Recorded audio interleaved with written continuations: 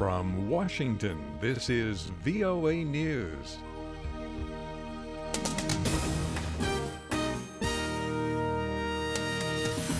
I'm David DeForest reporting the UN Refugee Agency has received reports of civilians being killed by heavy shelling in Fallujah as Iraqi forces move to retake the city from the Islamic State group.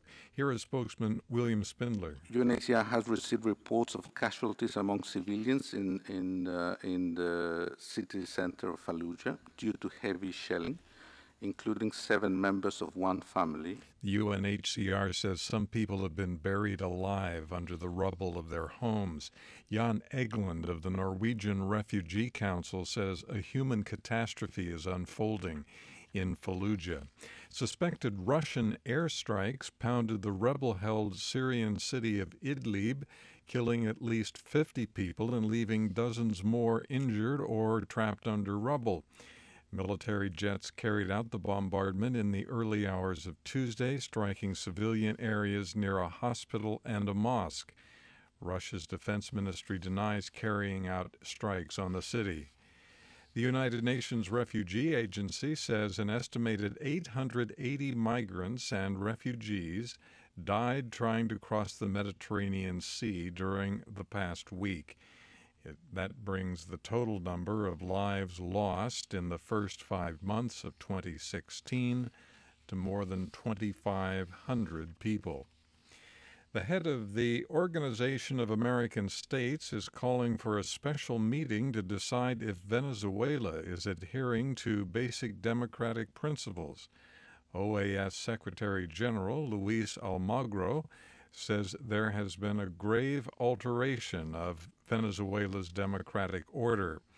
The socialist-ruled country could be suspended from the OAS if 2/3 of its member states decide that the country's leadership has gravely undermined democracy. For more on these stories, check our website. It's voanews.com. This is VOA News. The World Health Organization is advising couples or women living in or returning from Zika-infected areas to wait at least 8 weeks before trying to conceive a child. Lisa Schlein reports. The World Health Organization's revised guidelines reflect greater concern that the sexual transmission of the Zika virus could harm the pregnancy.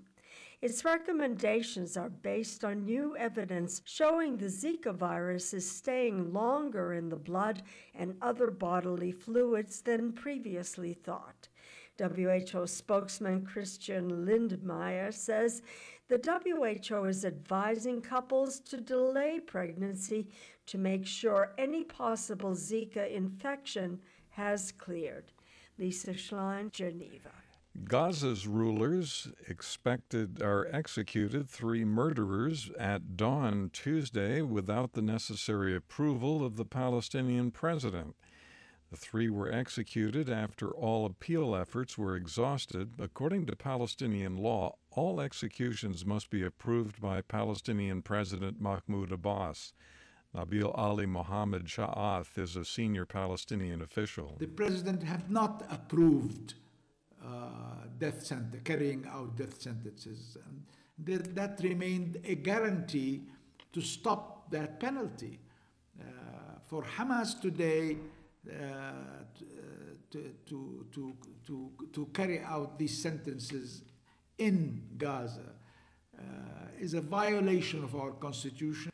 Despite the law, the prosecutor general proceeded with the execution, a move that could worsen divisions among Palestinians.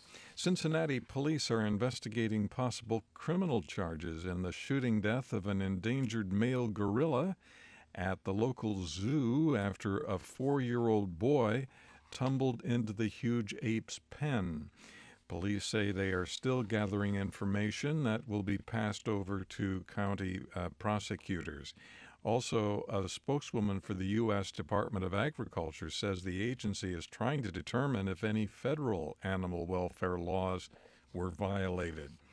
The consumer spending that powers much of the U.S. economy jumped a strong 1% in April, the biggest gain in about 6 years.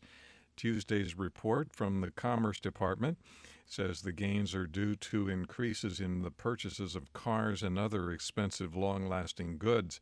PNC Bank chief economist Stuart Hoffman called the report good news for economic growth in April, May, and June. He also predicts that inflation will rise a bit this year.